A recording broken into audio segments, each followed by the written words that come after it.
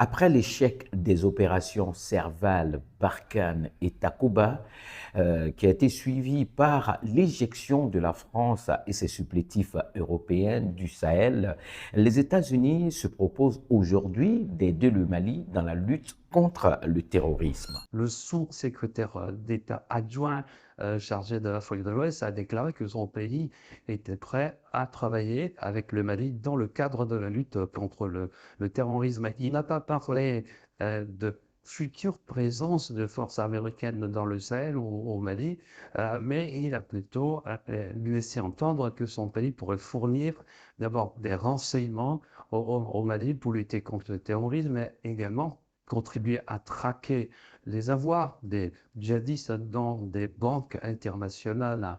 Alors, les Américains veulent lutter contre le terrorisme au Mali. Ils ne parlent pas de la présence des mercenaires russes à Wagner, mais les Américains veulent également, a déclaré le diplomate, faire des affaires, réaliser des affaires.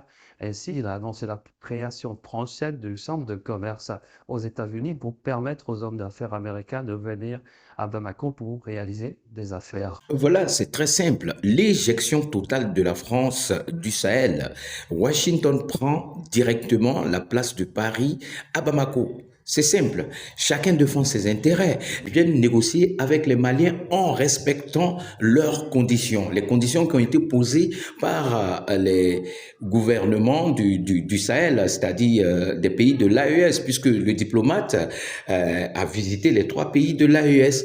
Et ces trois pays ont dit, nous sommes prêts à travailler avec n'importe quelle nation qui respectera nos choix stratégiques et notre souveraineté.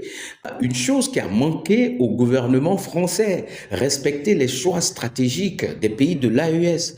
Peu importe la puissance de la France, les pays de l'AES apportaient beaucoup à la France sur le plan économique. Et c'est une très grosse perte. Même si la France ne veut pas le dire officiellement, c'est une très grosse perte.